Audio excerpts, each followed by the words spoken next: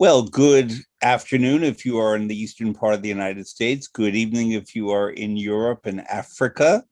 And good overnight if you are somewhere off in Asia and Oceania, or good morning if you are somewhere in Hawaii or the west coast of the United States and Canada and South America. I'm Fred Plotkin, and this is Fred Plotkin on Fridays. As you know, I have each week a guest who I find deeply inspiring. And today my guest is my friend Ben Okri, who joins me from the United Kingdom. Welcome, Ben. Welcome, Fred. It's a real pleasure. How are you? I'm very well. And as listeners can hear right away, Ben has a gorgeous speaking voice. We want to talk a bit about voices in this. Ben is a world famous acclaimed writer, to me, one of the great writers in the English language. And we're going to talk about his books, but we're going to talk about music. We're going to talk about ideas. Ben is very knowledgeable about music, and that is the underpinning of my program always, although we certainly will talk about books and language and writing. Very briefly, Ben and I met, I believe, in 2014 at Oxford. We both were speakers at the Oxford Literary Festival, and we've done that several times now. And in my view, Ben, and maybe yours, we became instant friends. I think it took about 30 seconds for us to become friends, and that was a wonderful thing. So, my friend, it's very good to see you. Welcome. Pleasure, a pleasure. Um, I remember our Oxford encounters with great delight, because I remember the first time I heard you speak on opera and food.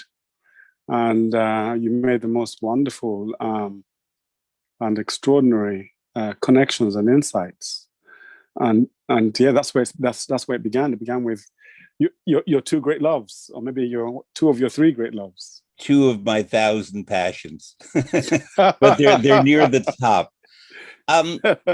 Ben, I remember, and this treads in our world on topics that could be considered controversial, but I remember I asked it to you when we first met, and you said, I'll consider it. And I'm going to bring back the question now. I've noticed that many people, you're from Nigeria, many people from West Africa, especially Nigeria and Ghana, have absolutely gorgeous voices. And when I've speculated why so many African Americans, people of African descent, have gorgeous voices, I think that many of them, when they were enslaved and brought to the Americas, came from West Africa. My pharmacist, my chemist, as you would say, is from Ghana. And he's a wonderful man, but I like to visit him just to listen to his voice and talk to him. And you have a similar voice. And I've known the number of people I've known from Nigeria all have gorgeous voices. So my question for you is not so much why, but growing up, were you aware of that, or was this what voices sounded like? Well, Fred, it's a very interesting question about voices and places. And I'm not sure if one could. I suppose one could generally talk about nations, or certainly regions, and their voices. It's just that I have grown up with hearing some particularly awful voices in Nigeria in my childhood. I've heard squeaky male voices, I've heard reedy male voices, I've heard whiny male voices, I've heard rich, deep voices, voices that carry at night, voices that carry in the day. And I think it's just utterly genetic. I think there's no accounting for voices at all. I'm not. This is such a wonderful question. I'm actually now just running my mind through the different parts of Nigeria to see if I can, see if there's any kind of correlation between, say, the north and the south, or the east and the west. I know that many Easterners have really wonderful voices. I know that for sure. Westerners too, Midwesterners.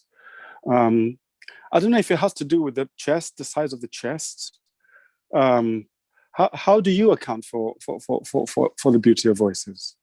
Well, it's purely subjective, of course, and it's the way the voice lands on the ear. And needless to say, I'm not referring to language. I'm referring just to the voice. Oh, just to the sound, yes. And I'm absolutely. not referring to musicality either, because No, there are absolutely. musical people all over the world. But it could be genetic. Another place that has a lot of very beautiful voices is Korea. And there's something about the flatness of the cheekbones, the structure of the face of many Koreans, I believe contributes to their, in my view, disproportionate number of people with very beautiful voices and sounds.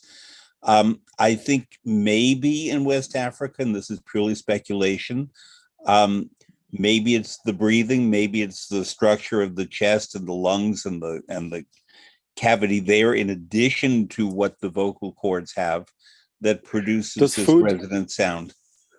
Does food have any place in this? I'm not sure it does.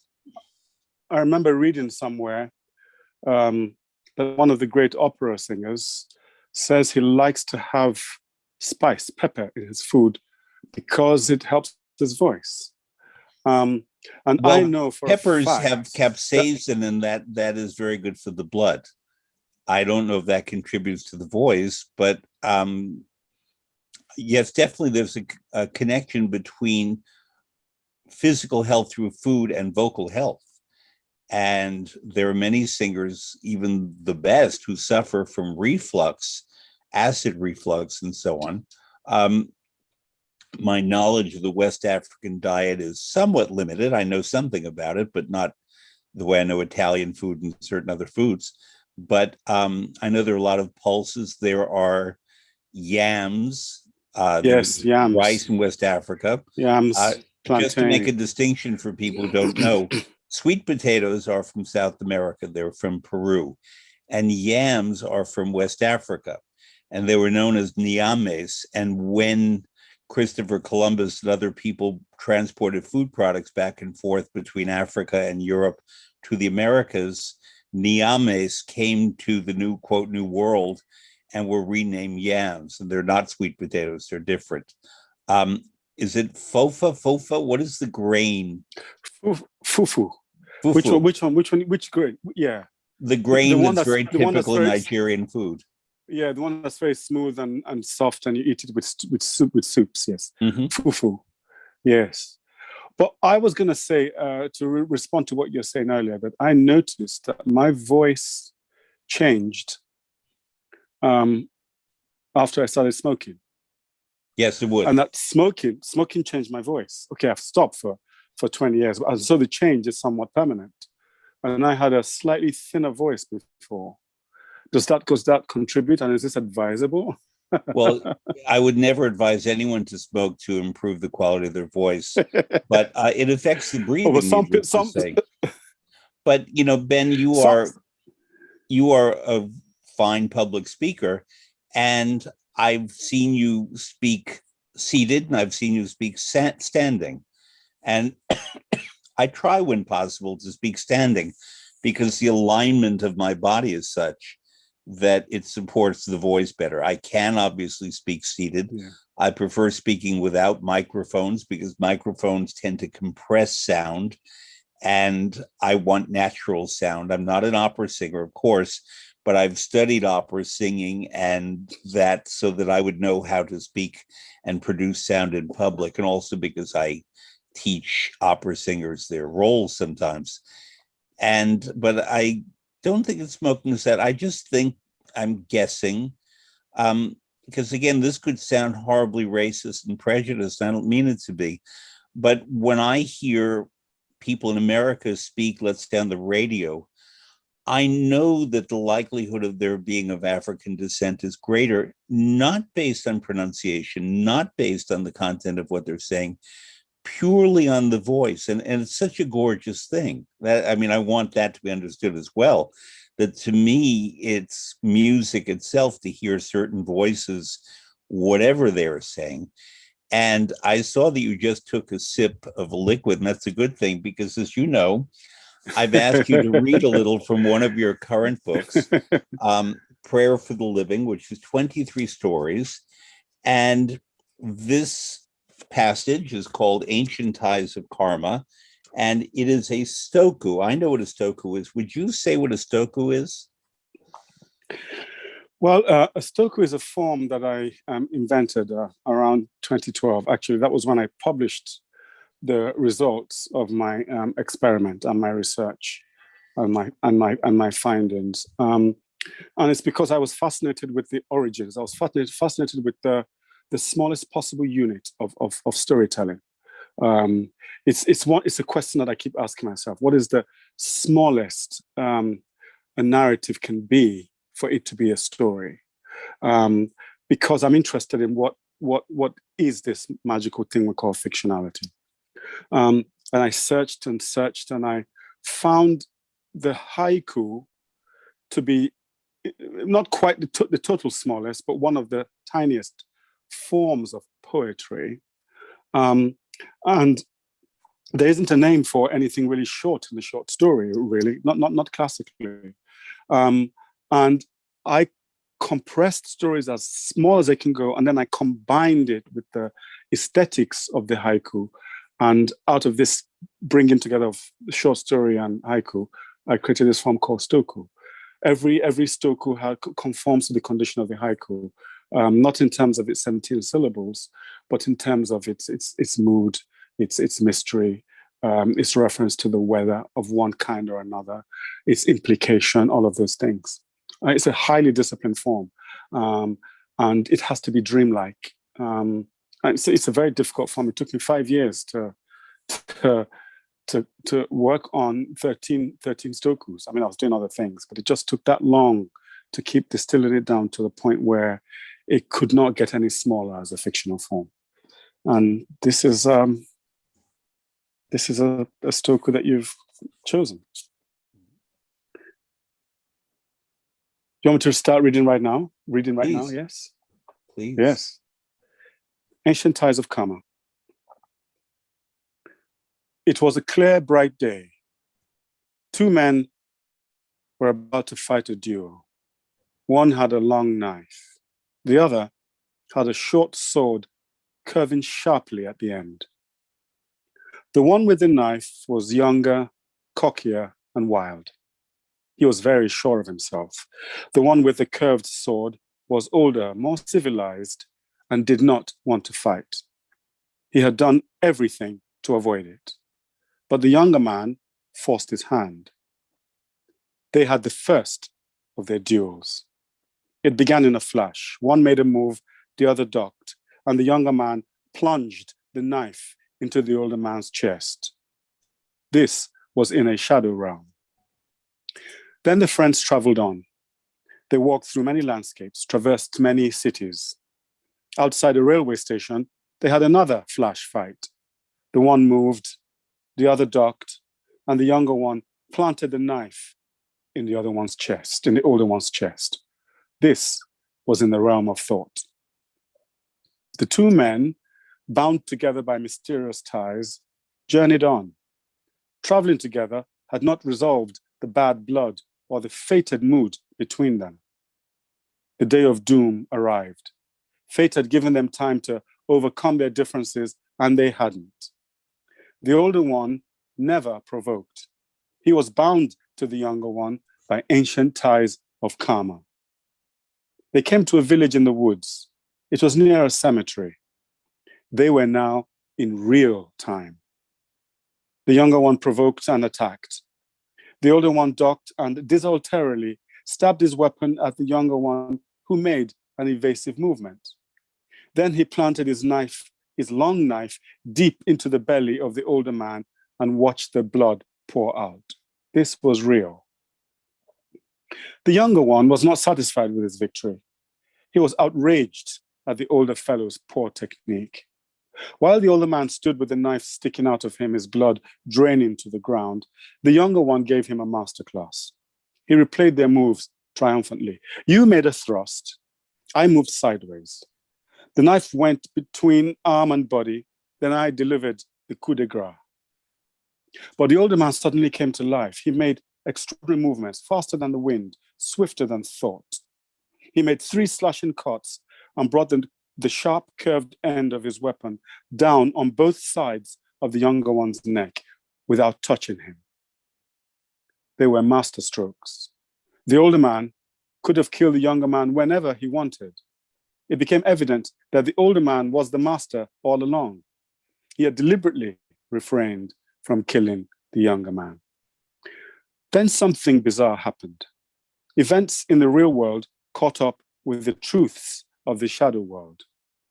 The young man fell as if he had been struck fatally. He fell against the wall. As he sank to the ground, he cried, "Hell has opened for me." Right next to him, a monkey's head, yellow and red, projected from the wall. The younger man let out a barely audible Don Giovanni wail as he was snatched down to the underworld. The older man, accompanied by the melody of the stars, was swept up to heaven. Thank you, Ben. That was coming to the end of that. Coming to the end of that, Fred. I see why you wanted me to read that story. Not I had only to get to the end first.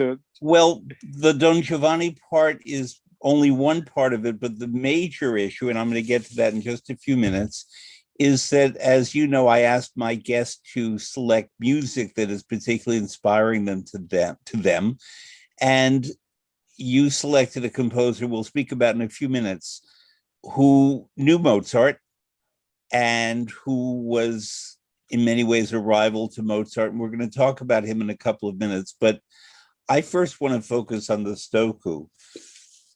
That story, like all beautifully written stories, creeps up on you. And when I read a paragraph and I begin to have pictures of the people involved and what they're doing and what they look like, the next paragraph, I won't say confounds it, but it deepens it and takes me in other directions. And then the next paragraph does that again. And I don't feel abused by the writer.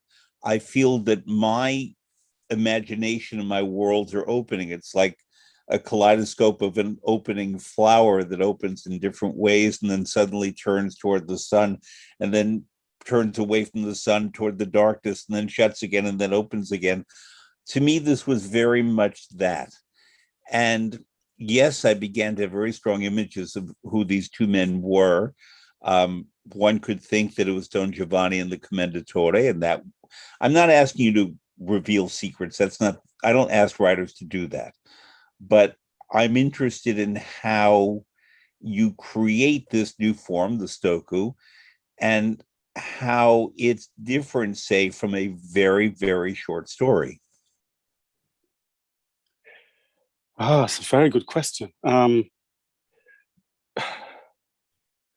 very, very short story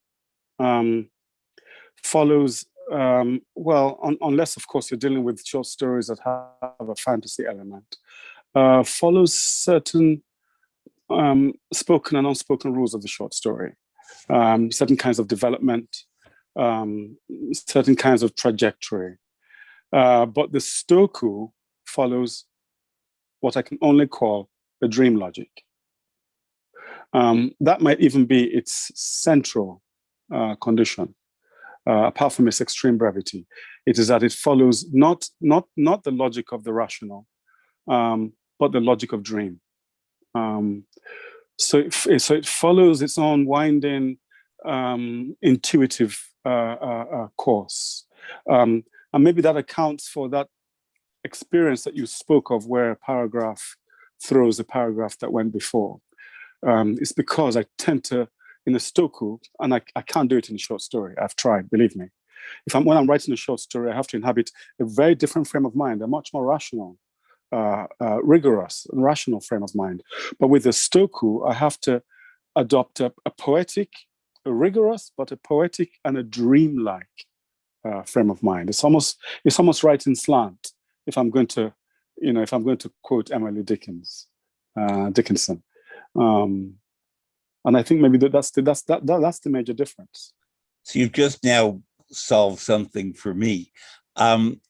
I keep a pad and pen by my bed, and I also have in my shower a cancel-free board on which I can write, because you never know where and when the inspiration comes. And if you try to remember it, it's gone. So the title of one of my books I got in a shower many years ago, and I wrote it down immediately for fear of forgetting it.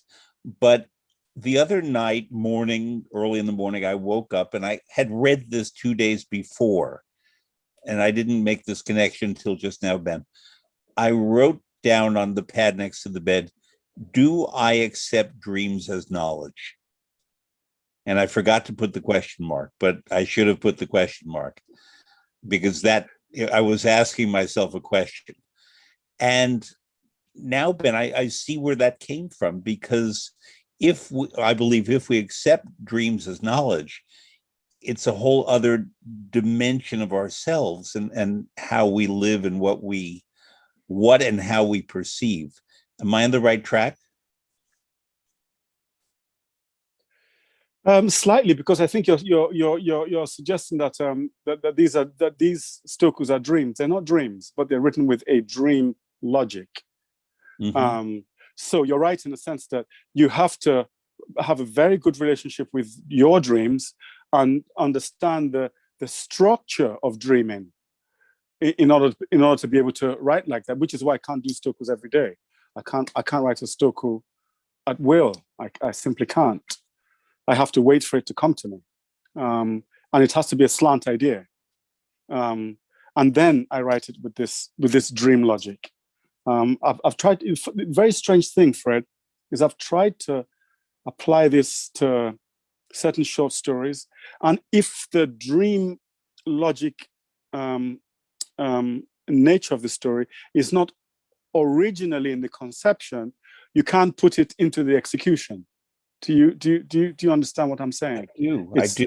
It's very strange.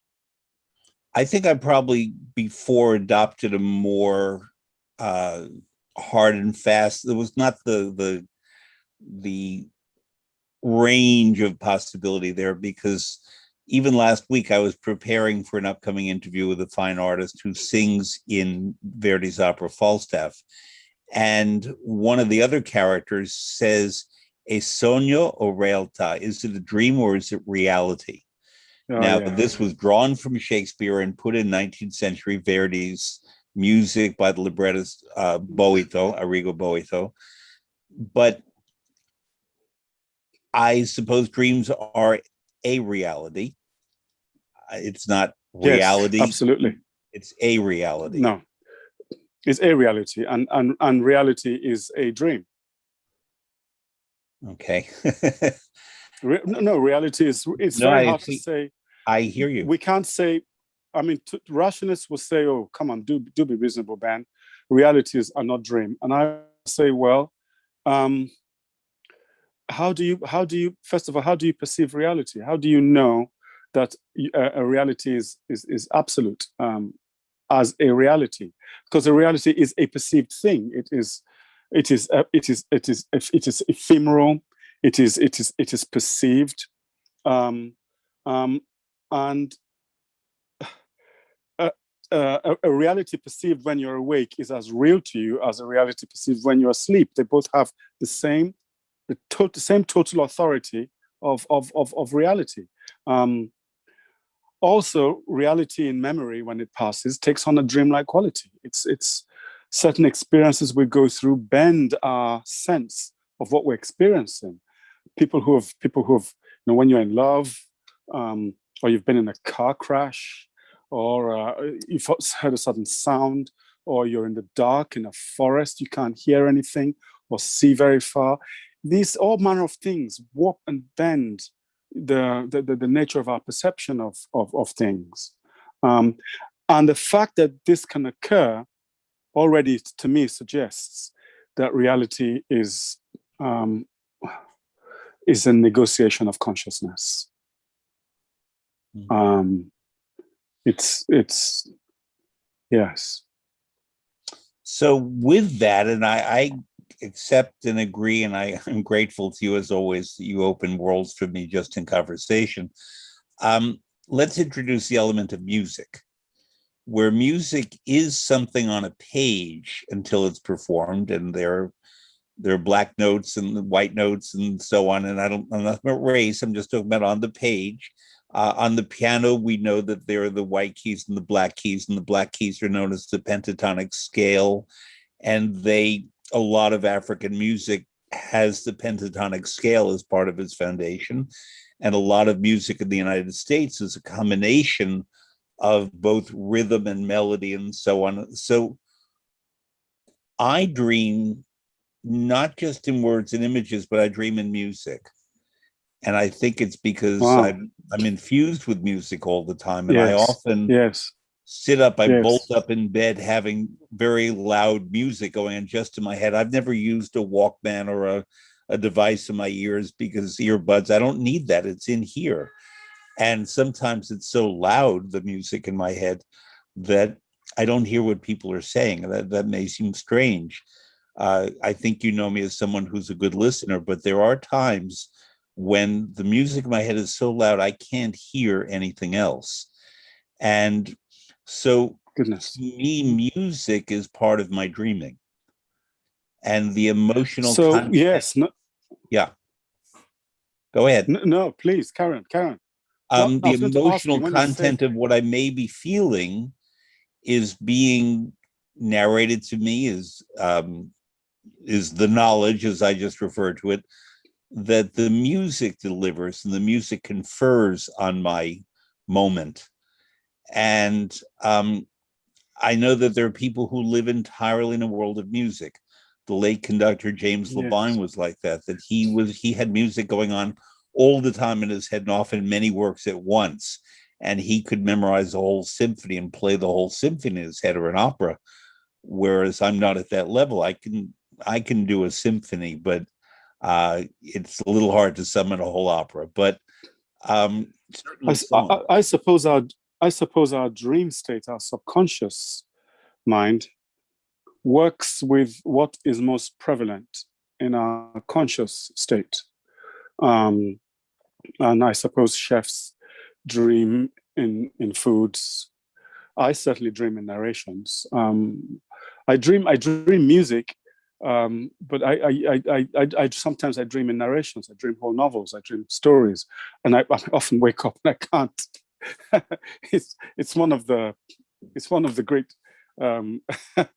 Well, not really a tragedy, because it's one of the great comedies, let's put it that way, of my life, that you go to sleep, you dream this extraordinary novel, and you wake up and you just miss the tail of it as you wake.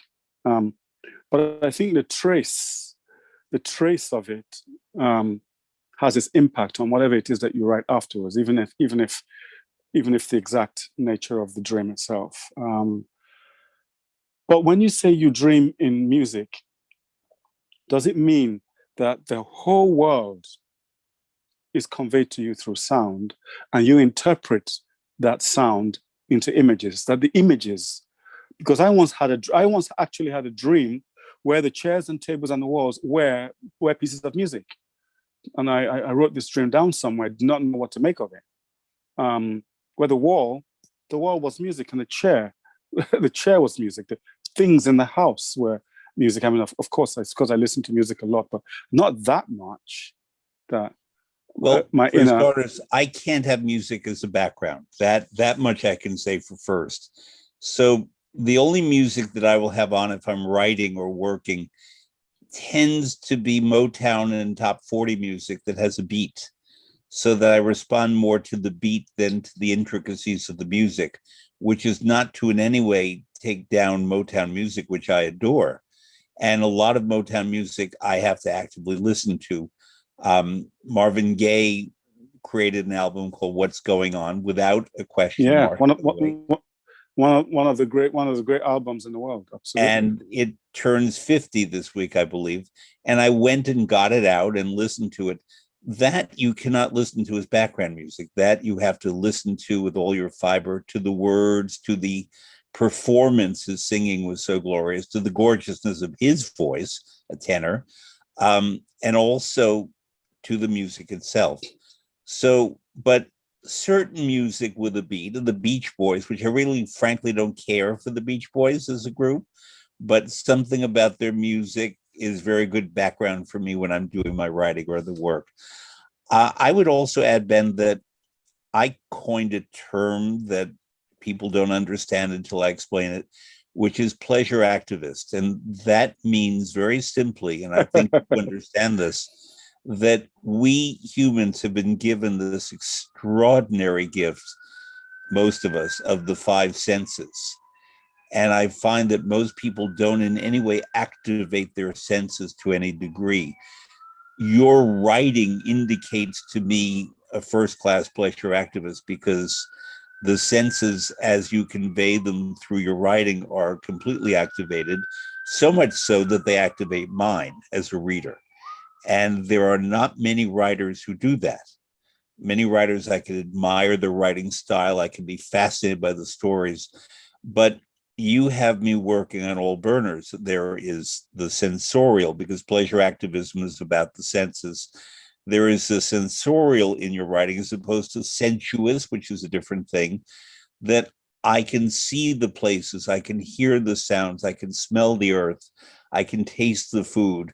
When you talk about the tactility, the holding of the sword, or the largeness or the smallness of the weapon, that's tactile, it's not just visual.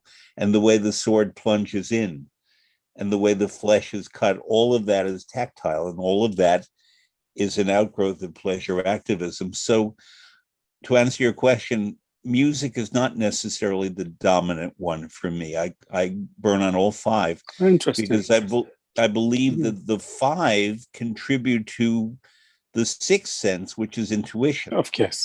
Yes, and intuition absolutely makes us do certain things or not do certain things. I think it was intuitive that within 30 seconds, I knew you were going to be my friend. I just felt that from you. And same here. Absolutely. Absolutely. And but how would you define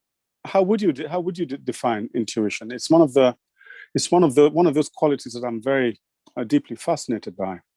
And by the way, I want to make a distinction between the way science describes intuition and the way that those of us who work with culture and the spirit define intuition. And for science, intuition is almost like a good guess. It's almost like a piece of theoretical thinking. It may be accurate, it might not be accurate. It has a good rhythm inside it and a good balance, and it has all the elements of a very fine equation. But it could be completely wrong. It's a very powerful guiding tool. I use intuition. I'd love to hear how you use intuition. I use intuition as, exactly as you said, as that sixth sense, where we've either combined everything that our senses, our other five senses, have known, and distilled it into a perfect piece of cognition, a perfect piece of the heart's understanding, a perfect piece of the spirit's grasp of something. Or I think it's just a case of there being some faculty inside us that is part of the five senses, but also transcends it. I don't know what you might call that. You could call that the sense of spirit, the sense of being, the higher aspects of consciousness. I don't know what you could call it. Descartes associated it with the pineal gland. Mm-hmm. And it's very odd for an ultra-rationalist like Descartes to actually start to have the idea of there being a gland in the brain, which he called the seat of consciousness. And it's for me, intuition is one of the highest forms of our knowing. And when we know through intuition, it can be explained through all our other kinds of knowing. Otherwise, we wouldn't have coined the word for it, the intuition, the in teaching, the in knowing, as it were. What is it for you?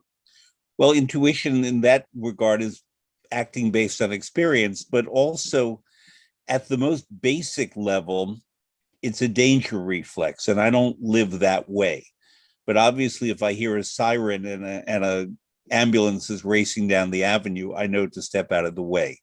That's more than intuition. That's using your senses. I believe that it is, when lived well, the most glorious kind of existence.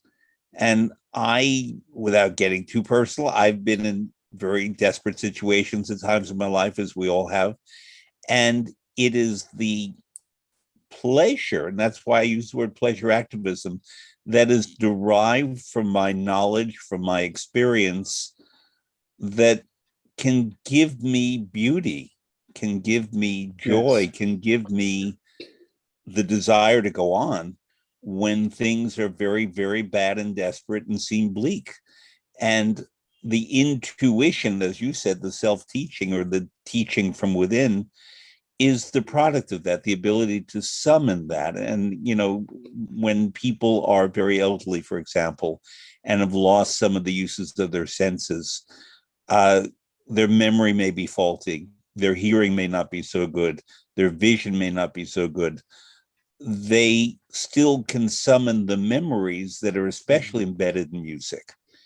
And I see that often with very, very old people or people with dementia of any age, where the music gets to the places that the other things don't. So that part of why I live in a world of music is as an alternative means of communication with people I can't reach otherwise. Interesting. I thought you were also going to say an alternative means of communicating with aspects of yourself that you couldn't reach otherwise. No, although you may know me better than I know myself, but not really. No, I think it's entirely integrated into every fiber of my being already. And I don't use it for self-knowledge. I use it for self-gratification and expansion of my knowledge. I mean, just to take something very simple, that there is a melody I heard in a Mozart opera that reappeared as a melody in a Schubert song. And it could be that Schubert was quoting Mozart. I've never seen it written about. It could just be the way it filters through my head. But when we have this reservoir of melody, of words, of music, of, in my case, also fragrances, flavors, the first sense is usually smell.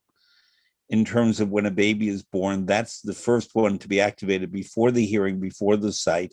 Touch is experience, but smell is the first perceptive one.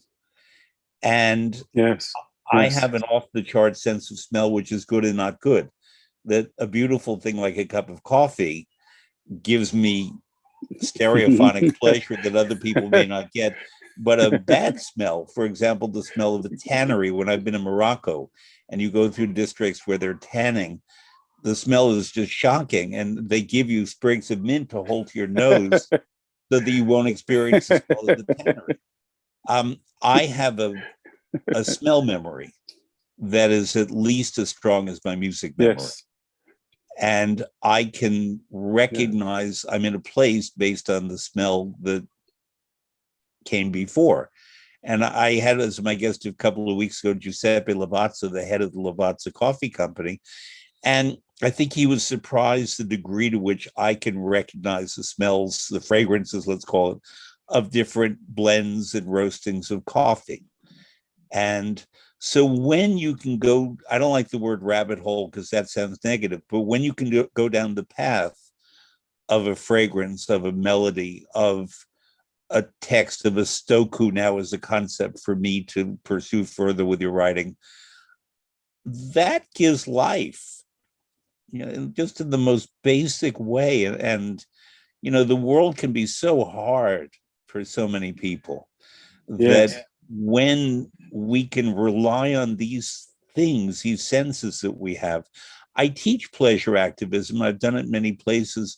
One is called The Art of Listening, and very specifically about the difference between hearing and listening. You are a fabulous listener. You hear everything I say, but you listen to what I say, and you listen to what everyone says. And when you read, and when I read your writing, my listening is very activated, as are all the senses. We could go on with that, but I want to go to the Chevalier because I know that your time is limited, and I really do want to go. Yeah, but I wanted to pick up one or two points Go there ahead, very sir. importantly. Um, the melody of Mozart that you heard in Schubert, it just made me wonder if melodies are crafted things, absolutely. But is it also possible that melodies are platonic things? By that I mean that there is a form of a melody which transcends the crafting of a melody, so that it is something which is so much part of the higher aspects of the human spirit and how we experience life and experience being, that across cultures and times, this melody or these melodies can be experienced by people as part of the grain of their subliminal and higher consciousness. I just wondered when you said it's because there are times when certain melodies come into my spirit, partly in sleep, sometimes when I'm awake, that have got nothing to do with any other melody I've heard. And I've just wondered if this music that you talk about, if there isn't a domain, a dimension inside us that is permanently music, not crafted music, but the music of being, the music of consciousness, and not the music of the spheres, just the music that is happening, operating, as it were, in the depths, in the very depths of our spirit, beyond words, beyond any possible form of grasp and explication through language. I would hope so, and that's a very large question. But I'm going to start going into that by responding in the following way: that there are people, many, many people, especially people I tend to hang out with, who analyze every single thing that they hear.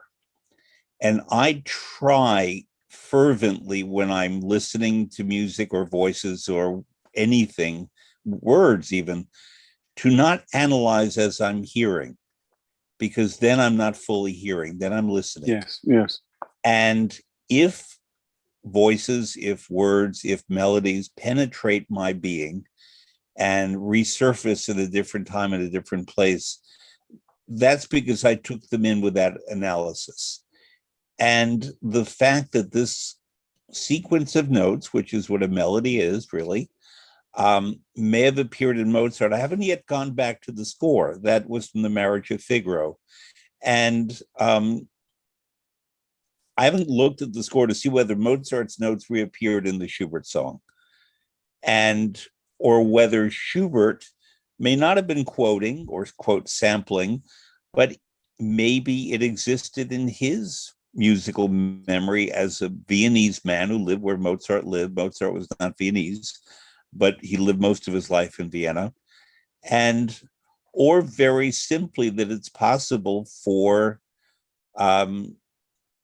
him to write the same sequence of notes. It's possible for a person in another world, in another language, another country, to write down the same 10 words as you wrote down in one of your books without having read one of your books, or perhaps having read the book and then forgotten where he saw those 10 words.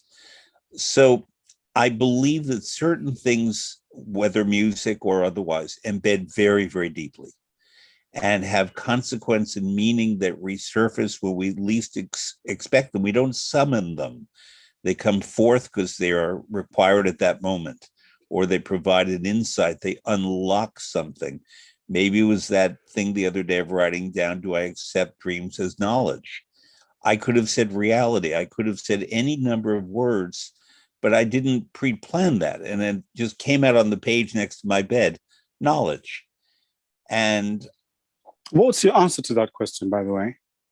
Ask Ben.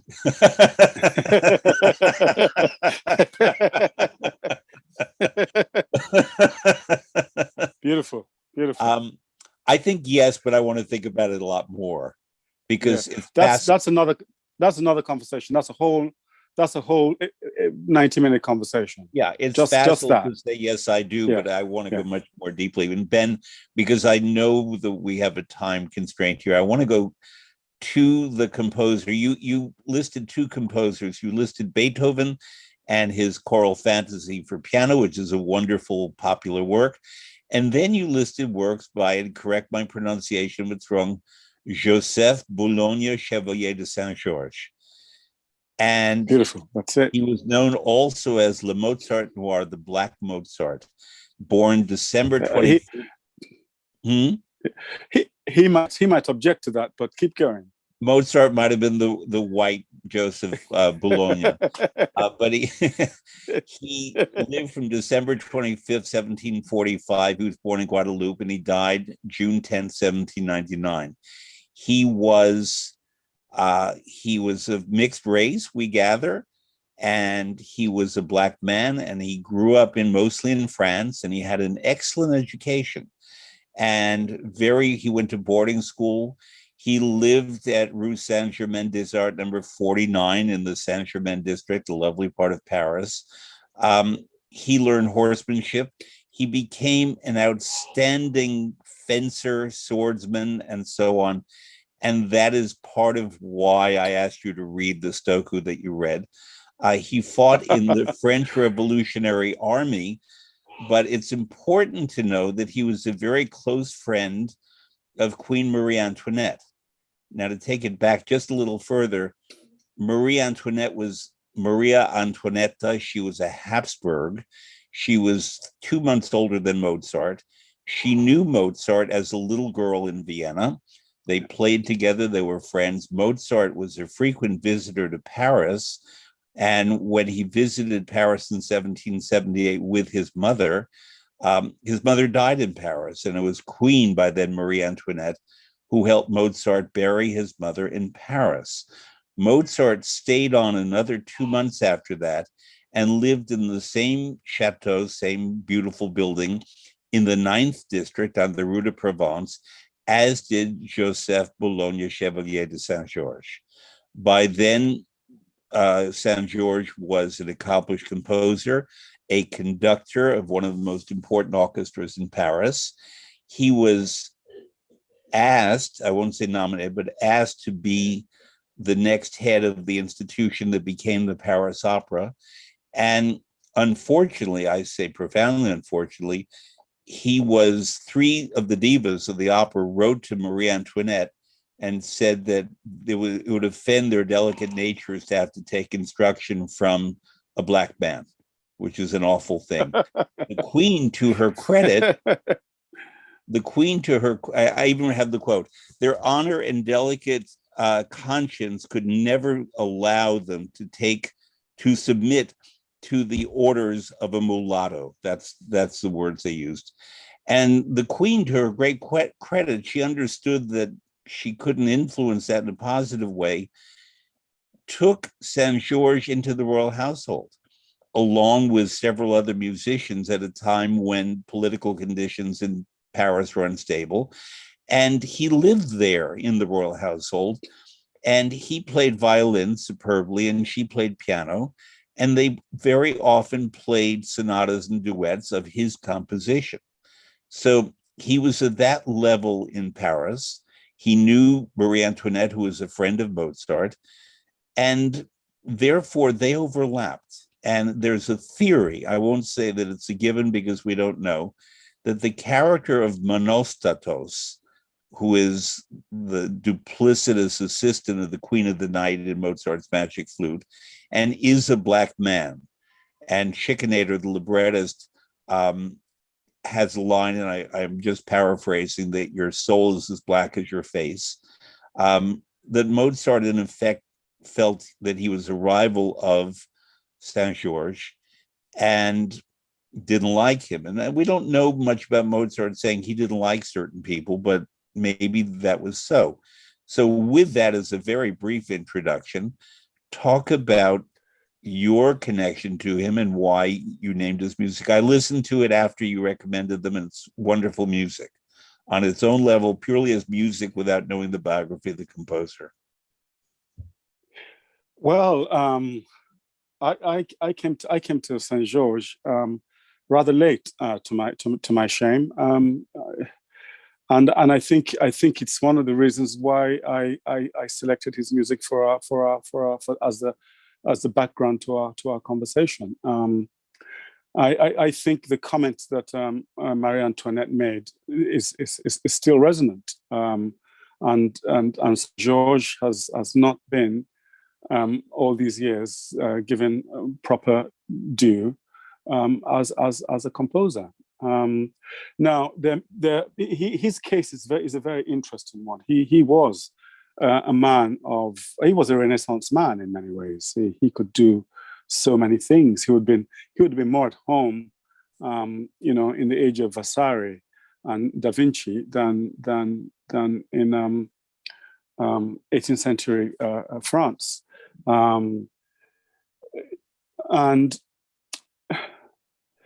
there are many speculations. There's a speculation that he was one of the early fathers of the string. Is it quartet or quintet? I'm not sure which, but his quartet. Yeah, that is definitely was one of the early fathers of it, and therefore Mozart there would have been some interplay musically between them in terms of knowledge and notes and so on. It's not something that is much talked about. When people talk about Mozart, they very, very rarely mention the other figures like Saint George that were in his universe to also help possibly explain what he was absorbing. And I think music ought to open up to all the different and unknown aspects and easy to research aspects of our musical tradition. The other thing was that he composed operas, 4 or 5 operas. He composed quite a few operas, which got lost because he got involved in the politics of his time. He lived in a revolutionary time, and he got involved in the revolutionary movement of his time. And when the tide swung against him, a lot of his music was just lost as a result of that. And we only have now bit snatches of songs, string quartets. Actually, I want to correct one thing you said. Yes, he wrote 5 operas. 4 of them were lost. One of them was not lost. It's called L'Amant Anonyme, the Anonymous Lover. And it was presented. It was streamed, it was filmed and streamed by the Los Angeles Opera in November of 2020. Right. Okay. So I want Thank you you for that. And listeners to look for it because, yes, you can hear it and have a sense of what his operatic writing might have been like. Now, do we know if this is an early opera, a middle opera, a late opera? It was the third. It was the third of his 5 operas. Yeah. Right. Yes. Anyway, it's just a discovery of such a figure. Not only for the music, but also because of the rich role that he played in the cultural life of his times. He taught fencing. Some people say that he was possibly, alongside the Monostatos that you mentioned and the Mozart, that he was possibly a distant inspiration for one of the figures in Alexander Dumas' The Three Musketeers. Well, not only that, I guess you know, Ben, that Thomas Alexander Dumas, the grandfather of Dumas fils, was in his regiment because late in his life, Saint George commanded a regiment. And one of the people in it was Thomas Alexander Dumas, who had a black mother. And this was the first all-black regiment in Europe. And the grandson, Dumas fils, wrote La Dame aux Camélias, which opera lovers know as Verdi's La Traviata. So there is that line. To me, it's endlessly fascinating if we study cultural history. Wonderful. Yeah. The connections that happened that we would never expect, that this composer who knew Mozart and this military figure of great importance would have had in his regiment the man who was the grandfather who created the source material for Verdi's La Traviata. I live for things like that, Ben. Yes. Absolutely, absolutely beautiful. And pulls out a whole world, doesn't it? That's lost to us. Yes. So yeah, his life didn't turn out as perfectly as it should, but then in those times, you know, those were times when people lost their lives just like that, lost their lives, lost their heads. And I just think he's a figure that we should bring back and enjoy and celebrate in a quiet and not so quiet way. Well, I'm going to have a suggestion for you in a moment how to do that. But I first want to ask you, because you and I've never discussed opera that much. I remember the one composer we discussed was Richard Strauss, because the year that we met was the 150th anniversary of Strauss's birth. You may remember that Jesse Norman, the great American opera singer, was at Oxford with us that year. And absolutely, among her many incredible gifts was her ability to look very skinny in a photograph where I look very heavy. And I'm not skinny, but somehow she slimmed herself down just in the picture, and I was, she knew how to position me so she looked slim. And she came to speak about her book, and I was there speaking about Richard Strauss. And one evening, I was with her, and a bunch of students gathered around, as happens at Oxford, and started asking us questions about Strauss songs. And I turned to her and I said, shall we just do a class now spontaneously? And we had these brilliant, wonderful students who asked us everything that we knew about Richard Strauss and his women and his songs. And I, in my lecture, had remembered that Strauss came to Oxford and was very beautifully received. I think the year was 1911, but I'm not certain, and felt very at home in the academic environment of Oxford. So, but that's the composer you and I spoke about. But one of my very, very favorite operas is by the Italian composer Umberto Giordano. And he wrote an opera called Andrea Chenier, which came out in 1896, and based on the poetry of the poet André Chenier. And it's something of a romanticized fictionalization of aspects of his life, in that we don't know that much about the women in his life, but he was given a woman in this opera with wonderful music, and they had a relationship. And it was about the environment surrounding the French Revolution and how a poet or an outstanding figure could be not necessarily on one side or the other side ideologically, but on the side of the poetry, on the side of the ideals and the beauty that he sought to find, even in this desperate situation. And what makes the libretto so good is that they wisely used a lot of the poetry of André Chenier. And it's a glorious opera. But it led me to think, Ben, that sorry, that is my phone ringing, and I apologize. I thought it was off. It's forgive me. The musical dimensions of that, it begins to perplex and fascinate me. So, but therefore, what I am proposing here, Ben, is that there be an opera written about Joseph Bouillon, Chevalier de Saint-Georges, in which you're going to write the libretto, and we will take. And you will write the music. No, I won't write the music. I actually have a composer in mind, although it doesn't have to be. His name is Anthony Newman, because Anthony Newman has a very strong feeling for 18th century music. And he's at Yale, and I think he'd be great, but he doesn't know I'm saying this. But I see this as a great story, because you have the fencer, you have the military figure. These are all opera tropes that are never fully fleshed out, and they tend to be fictional. But here we have a situation of a glorious man who led a remarkable life, who intersected with Mozart, who would be a character.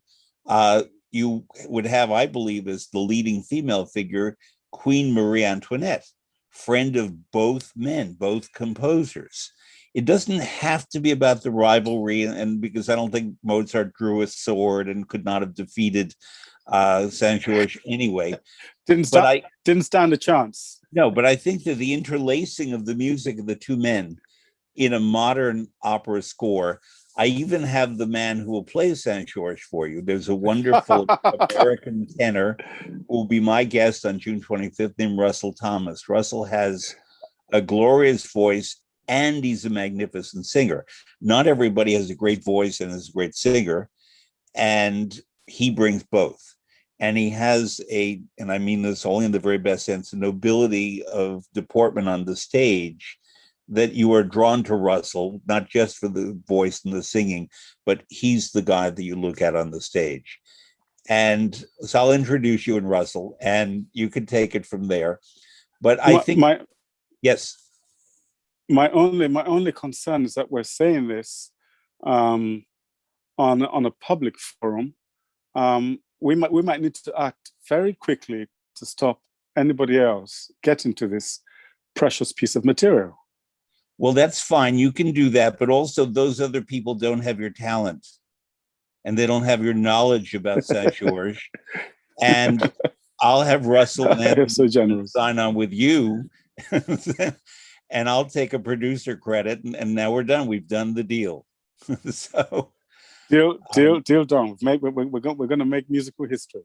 Yeah, beautiful. Because I think that it's a great story, and I think it needs to be told also because right now, Black men and Black women, but especially Black men in opera, there are not that many roles for them. There are new operas being written now, wonderful operas, in which Black men are given important leading roles, and they've certainly sung many of the great roles in opera and should be given the opportunity to sing more of those leading roles. Black women have had a 50-year advantage over the Black men, and that's simply because racism, to put it bluntly, but they couldn't imagine casting a romantic hero as a Black man, whereas a romantic figure of a woman, that somehow became more plausible in certain theaters, apart from the obvious fact that these people, the greatest singers, are glorious singers. And in opera, in any era, we only have a limited number of great singers. So whatever their color, their look, their sexual orientation, whatever it is, if they're great singers, that's why we want them. That's what opera requires. And Russell Thomas has all the goods, and he's a great singer. Well, all we need to do now is come together in one big feast and seal the deal, as they say. Okay, but until the pandemic eases a bit, I just want you to think about that and listen. No, I don't have to think. Go back and listen to the opera Andrea Chenier. Yeah, and how in 1896.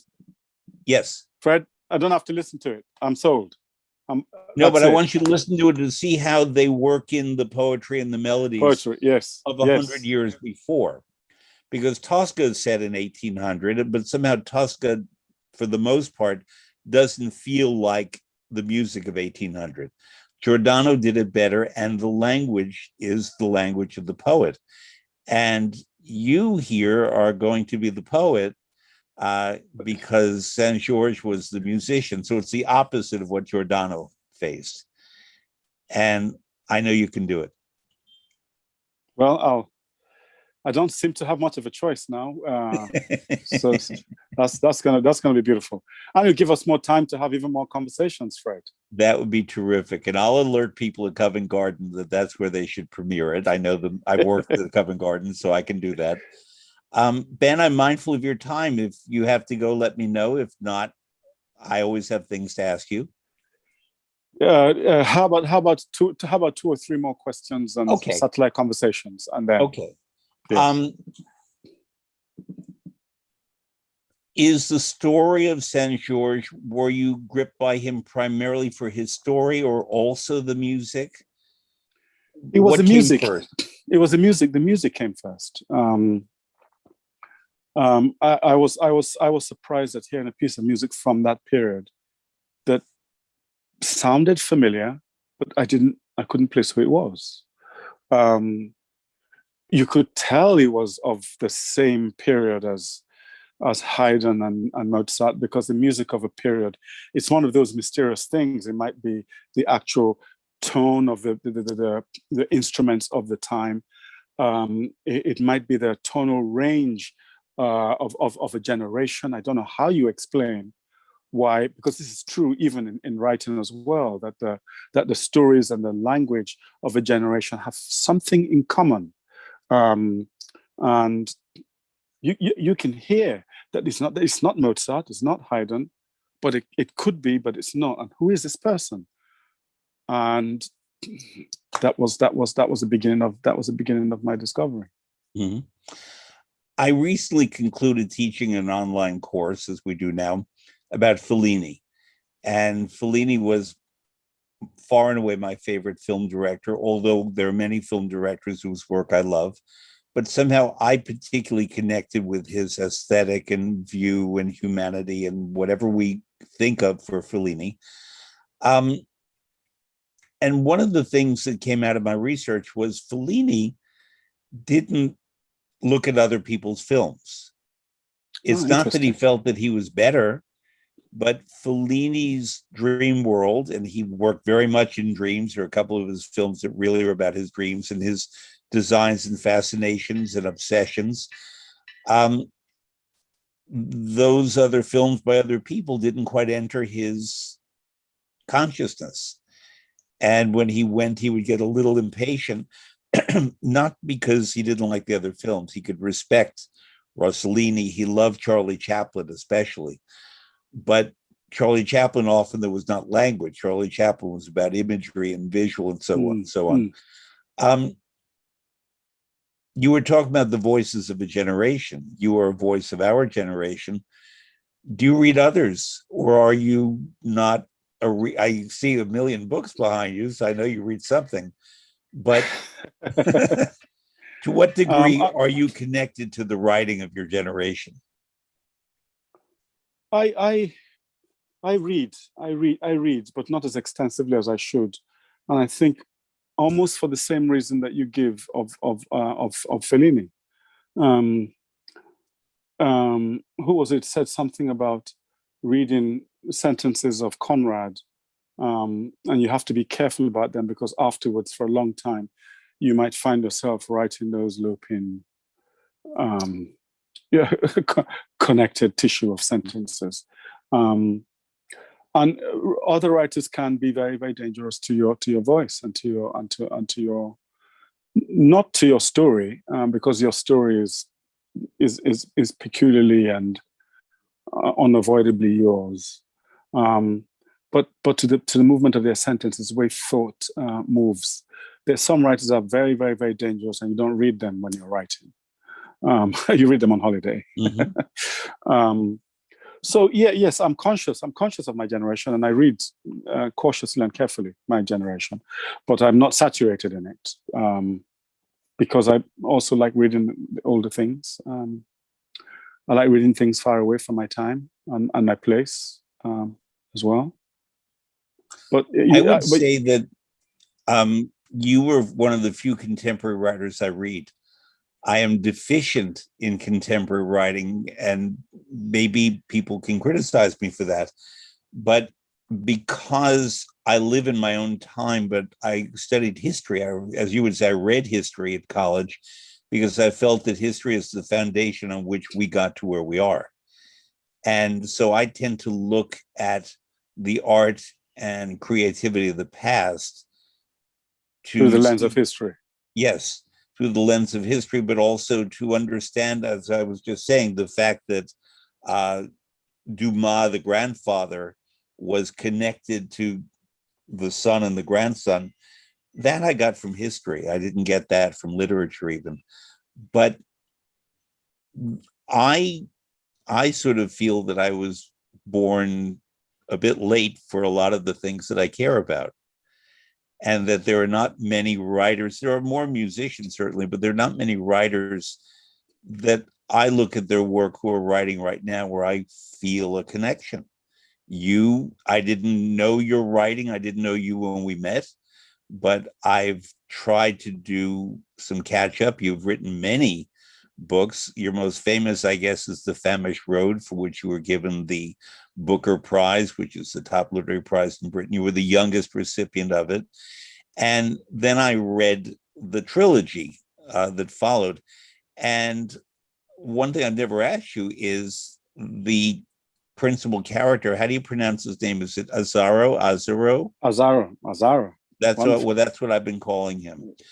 I'm just going to conclude with Azaro, that he is what you call a spirit child, and a bhikkhu in your language.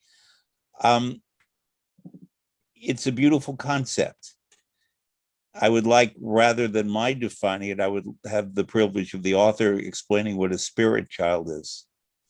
Oh my goodness. Well, there are two concepts here, or rather two descriptions of a reality. And in Yoruba, it's a bhikkhu, in Igbo, and my mother's language as well, it's ogbanje. And then I coined this thing that you call a spirit child. So there are two things. The bhikkhu or the ogbanje is a let's take two versions of it. One is a reincarnative perception of a child, of human beings, that they're born and that they come back. You can't have the idea of a spirit child without also having the idea of reincarnation.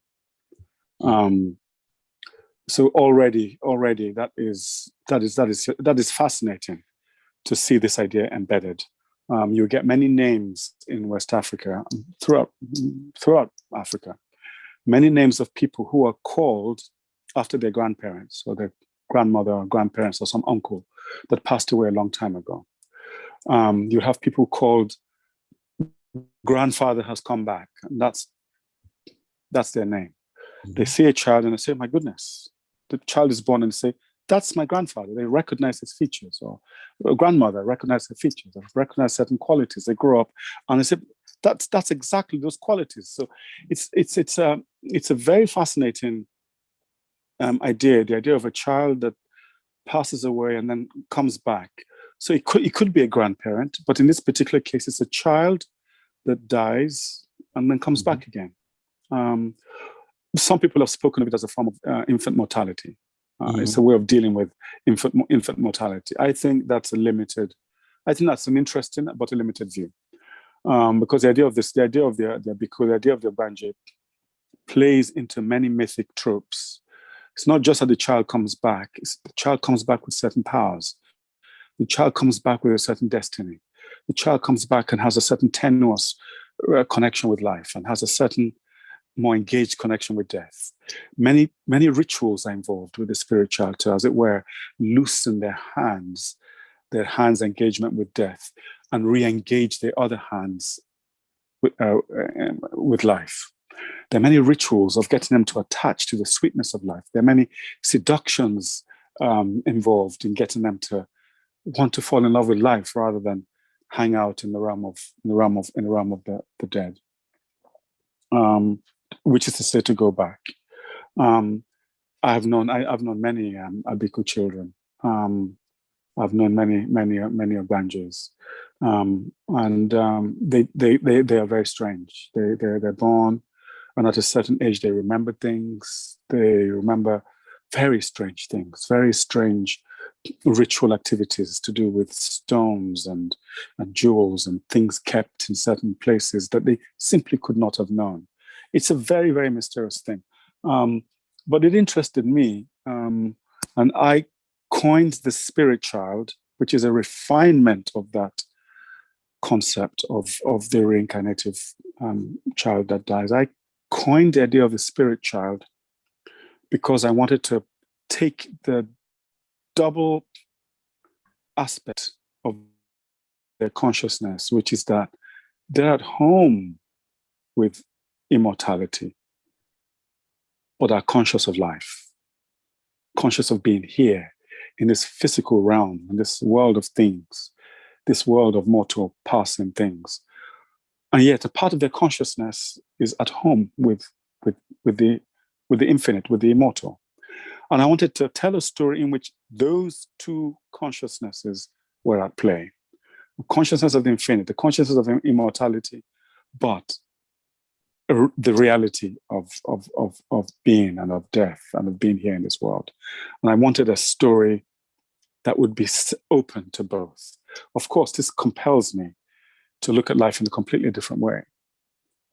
You know, a normal childhood does not give one the chance to look at life in this open, magical way that this story does. Because if you have half of your brain is in the world of the immortal, what you see is different from if your whole brain is sunken in the world of this mortal consciousness.